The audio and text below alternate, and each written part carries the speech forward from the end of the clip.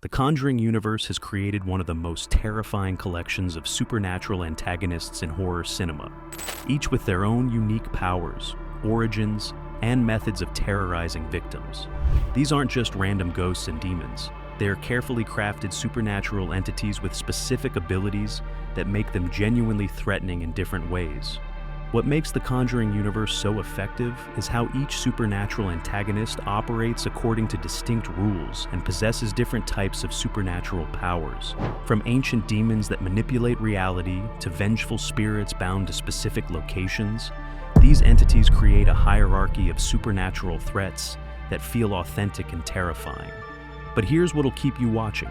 I'm saving the most powerful supernatural antagonist for last. This ancient demon doesn't just possess people or haunt houses, it can manipulate reality itself, control other supernatural entities, and orchestrate complex supernatural conspiracies that span multiple films and decades.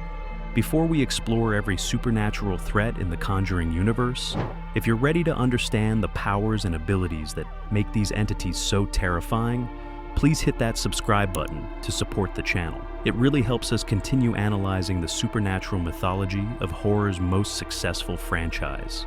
Antagonist 1. Bathsheba Sherman, The Conjuring, the child-killing witch. Bathsheba. Sherman is the vengeful spirit of a woman who lived on the Perrin family farmhouse property in the 1800s.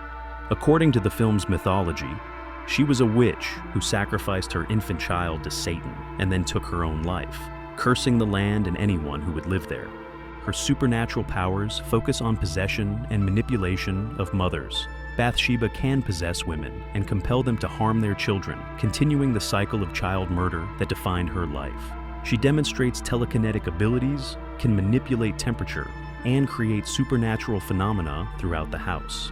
What makes Bathsheba particularly dangerous is her intelligence and patience. She doesn't attack immediately, but gradually wears down her victims' psychological defenses over time. Her possession attempts become stronger during moments of family stress, and she specifically targets the maternal bond to cause maximum emotional damage. Bathsheba's weakness lies in her connection to the specific property and her vulnerability to religious intervention. Strong faith and proper exorcism techniques can drive her out, but only temporarily, as she remains bound to the land where she died. Antagonist 2. Valak, The Conjuring. 2. The Nun series, The Demonic Nun. Valak is an ancient demon that appears in the form of a demonic nun, one of the most powerful supernatural entities in the Conjuring universe. According to demonology, Valak is a great president of hell who commands 38 legions of demons and has existed since before human civilization. Valak's powers are vast and terrifying. The demon can manipulate reality, create illusions, possess multiple people simultaneously, and appear in different forms. Valak can also manipulate technology, cause supernatural phenomena across great distances, and orchestrate complex supernatural events involving multiple victims. What makes Valak exceptionally dangerous is its intelligence and long-term planning abilities. The demon doesn't just attack randomly. It studies its victims, learns their fears and weaknesses, and creates personalized horror experiences designed to break them psychologically before moving in for the kill. Valak's weakness is its true name. Once someone learns and speaks the demon's real name, they gain power over it. However, discovering this name requires extensive research and supernatural knowledge, making it a difficult weakness to exploit. Antagonist 3. The Annabelle Demon, Annabelle series, The Doll Possessor. The demon inhabiting the Annabelle doll is an ancient malevolent entity that uses the innocent appearance of a child's toy to mask its evil intentions. The demon doesn't actually possess the doll itself, but uses it as a conduit to interact with the physical world and terrorize victims. The demon's powers include object manipulation, creating supernatural phenomena, influencing human behavior, and limited possession abilities. It can move the doll independently, cause other objects to move or break, and create an atmosphere of dread and fear that weakens victims' psychological defenses. What makes the Annabelle demon particularly insidious is how it exploits human emotional connections to children and toys. The demon uses the doll's innocent appearance to gain access to families, then gradually escalates its supernatural attacks until it can attempt full possession or cause fatal accidents. The demon's weakness lies in its dependence on the doll as a physical anchor. When the doll is properly contained with religious blessings and protective barriers, the demon's ability to interact with the physical world becomes severely limited. The Conjuring 2, the nursery rhyme demon. The Crooked Man is a supernatural entity that manifests through children's fears and nursery rhymes. This tall, twisted figure appears when children are most vulnerable and uses familiar childhood imagery to create terror that feels both nostalgic and threatening. The Crooked Man's powers include shape-shifting, reality manipulation within limited spaces, and the ability to manifest through children's imagination and fears. The entity can appear and disappear at will, manipulate its physical form, and create supernatural phenomena that blur the line between imagination and reality. What makes the Crooked Man particularly effective is how it weaponizes childhood innocence and familiar cultural references.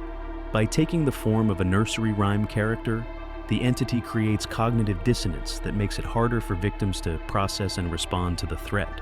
The Crooked Man's weakness appears to be its dependence on children's fear and belief. When victims overcome their fear or refuse to engage with the entity's games, its power seems to diminish significantly. Annabelle comes home, the soul collector. The Ferryman is a supernatural entity connected to death and the afterlife, appearing as a hooded figure with coins over its eyes. This entity serves as a harbinger of death and has the ability to collect souls and transport them to the afterlife. The Ferryman's powers include death prediction, soul manipulation, and the ability to create supernatural phenomena related to death and dying. The entity can appear to people who are about to die, influence the circumstances of death, and collect souls for transport to the afterlife. What makes the Ferryman particularly ominous is its role as a supernatural inevitability. Unlike other demons that can be fought or banished, the Ferryman represents the inescapable nature of death itself, making it more of a supernatural force than a traditional antagonist. The Ferryman's weakness appears to be its bound nature.